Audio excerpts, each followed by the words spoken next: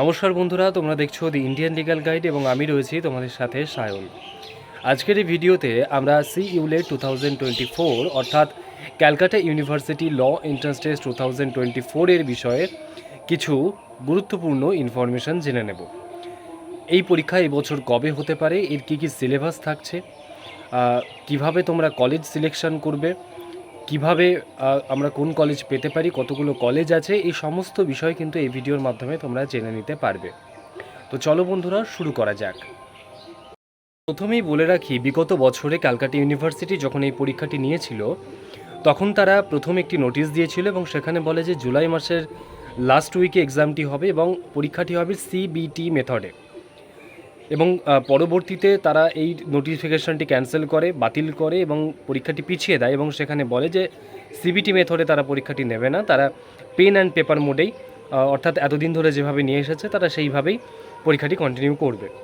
তো আমাদেরকে এই বিষয়ে একটু জেনে রাখা ভালো যে CBT মেথড হলে কিভাবে আমরা এক্সাম দিতে পারবো।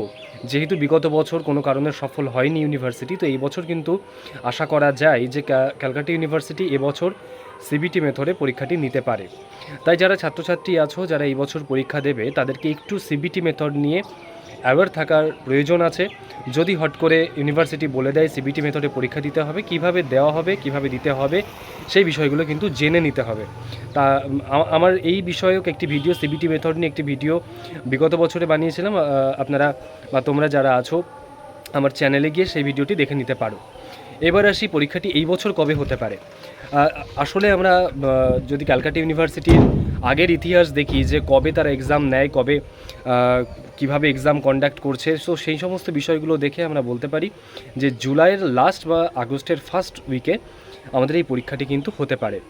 এবং আরও একটি কথা বলে রাখি, বিগত বছরে কিন্তু যে সিলেবাস দিয়েছিল সেখানে, ক্যালকাটা ইউনিভার্সিটি যে সিলেবাস দিয়েছিল সেখানে ম্যাথ ছিল না। অর্থাৎ এতদিন বিগত বছর বাদে তার আগে যত এন্ট্রান্স হয়েছে সেখানে সাবজেক্ট ছিল ম্যাথ, সেখানে সাবজেক্ট ছিল ইংলিশ, রিজনিং, জিকে এবং কারেন্ট অ্যাফেয়ার্স। কিন্তু বিগত বছরে যে কোশ্চেন আমরা দেখেছি সেখানে বা সিলেবাস আমরা দেখেছি সেখানে ম্যাথ একদমই ছিল না, সেখানে ছিল রিজনিং, সেখানে ছিল ইংলিশ, সেখানে ছিল জিকে, সেখানে ছিল কারেন্ট অ্যাফেয়ার্স এবং আরও বেশ কিছু কোশ্চেন আমরা দেখতে পেয়েছি একটি সাবজেক্টের উপর ফোকাস করে, সেটি হচ্ছে legal general knowledge, legal knowledge. ঠিক আছে, তার উপরে বেস করে কিন্তু আমরা দেখতে পেয়েছি যে 4 থেকে 5টা কোশ্চেন বিগত বছরে করেছে। তাহলে আমাদেরকে কিন্তু লিগাল দিকটা কিন্তু ভালো করে ফোকাস করে যেতে হবে। এবং এর আগে যখন এক্সাম নিয়েছে ইউনিভার্সিটি তখন কিন্তু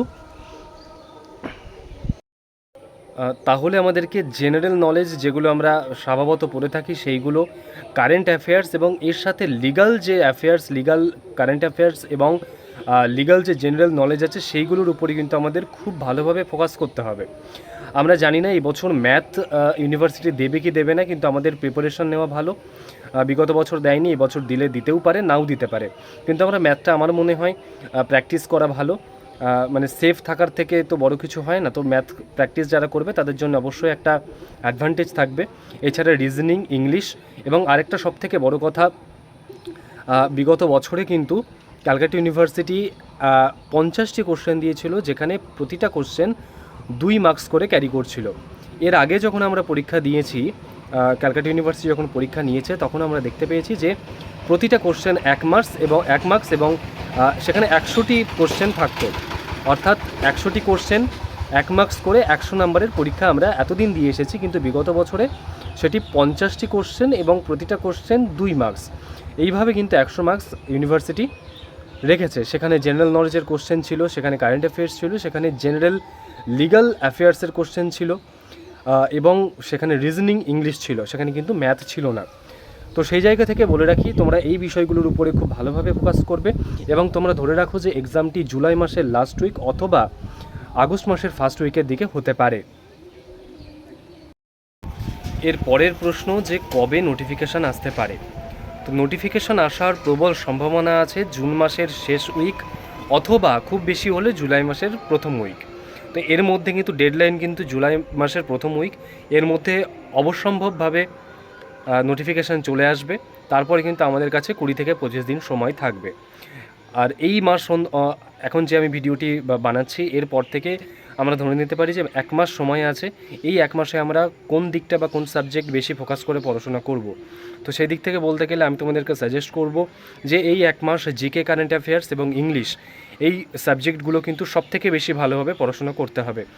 ম্যাথ গত বছর না দিলেও ম্যাথটা কিন্তু আমরা টাচে থাকবো, মোটামুটি প্রিপারেশান ভালোভাবে নিয়ে রাখবো, নোটিফিকেশান যতদিন না বেরোচ্ছে ততদিন পর্যন্ত। এছাড়া রিজনিং, আমরা মোটামুটি রিজনিংও প্র্যাকটিস করব, কিন্তু লাস্ট মাসে জিকে, কারেন্ট অ্যাফেয়ার্স এবং ইংলিশ, এই জায়গাগুলো সবথেকে বেশিভাবে ফোকাস করে পড়াশোনা করতে হবে। এবং কারেন্ট অ্যাফেয়ার্স আমরা কতদিন পড়ব? কারেন্ট অ্যাফেয়ার্স আমরা পড়ব জানুয়ারি 2024 থেকে, যেই মাসে পরীক্ষা হচ্ছে, অর্থাৎ আগস্টে যদি পরীক্ষা হয় তাহলে জুলাই 2024 পর্যন্ত। যেদিন পরীক্ষা হচ্ছে তার আগের দিন পর্যন্ত। যদি 5 তারিখে পরীক্ষা হয় আগস্টে, তাহলে 4 তারিখ পর্যন্ত আমরা কিন্তু খুব সুন্দরভাবে দেখে যাব। ঠিক আছে, তাহলে কারেন্ট অ্যাফেয়ার্স, জেনারেল নলেজ, এই জিনিসগুলো, ইংলিশ, এই সাবজেক্টগুলো সবথেকে বেশিভাবে আমাদেরকে ফোকাস করতে হবে। আরও একটি গুরুত্বপূর্ণ বিষয় যে ক্যালকাটা ইউনিভার্সিটিতে মোট কলেজের সংখ্যা 14, সেখানে 4টি সরকারি কলেজ এবং 10টি বেসরকারি কলেজ আছে। যেখানে 4টি সরকারি কলেজ আশা করি সবাই জানেন, হাজরা, যোগেশ, সুরেন্দ্রনাথ এবং সাউথ ক্যালকাটা। এই 4টি কলেজ বাদে যে কলেজগুলো আছে বিভিন্ন কলকাতার বিভিন্ন সাইডে, বিভিন্ন জেলায়, তো সেই কলেজগুলো কিন্তু সবই প্রাইভেট কলেজ। তো আমরা যখন ফর্ম ফিল আপ করবো সেখানে কলেজ প্রেফারেন্স দিতে হয়। সেখানে কিন্তু আমরা প্রেফারেন্স হিসাবে সরকারি কলেজগুলো সবার আগে, এবং তারপরে নিজের বাড়ির কাছের যে কলেজ আছে সেই কলেজগুলো আমরা প্রেফারেন্স হিসাবে সাজাবো। তো এই প্রেফারেন্স রিলেটেড ভিডিও আমি পরে নোটিফিকেশনের পরে আরও একটি বানিয়ে দেবো। তো সেই রিলেটেড ভিডিও দেখতে বা অন্য কোনো ধরনের এই বিষয়ক বা অন্য কোনো ধরনের ভিডিও যদি কেউ জানতে চাও, দেখতে চাও, তাহলে কমেন্ট সেকশনে অবশ্যই জানাবে, এবং আমার নাম্বার আমি কমেন্ট সেকশনে দিয়ে দেবো। কোনো সমস্যা হলে অবশ্যই তোমরা মেসেজ করবে। আমরা যতটা চেষ্টা করব, আমি যতটা পারবো চেষ্টা করব যে তোমাদেরকে হেল্প করা যায়। 1 মাস আছে, সবাই খুব মন দিয়ে পড়াশোনা করো। তোমাদের নতুন জীবন খুব ভালো হোক। তোমরা ল এন্ট্রান্স এক্সামটি উত্তীর্ণ হয়ে ভালো কলেজ পেয়ে সেখানে ল নিয়ে পড়াশোনা করো এবং আমাদের সাথে লিগ্যাল কমিউনিটিতে ঢুকে পড়ো। সকলকে অসংখ্য ধন্যবাদ। সবাই খুব ভালো করে মন দিয়ে পড়াশোনা করো। সবার জন্য অসংখ্য শুভকামনা রইল।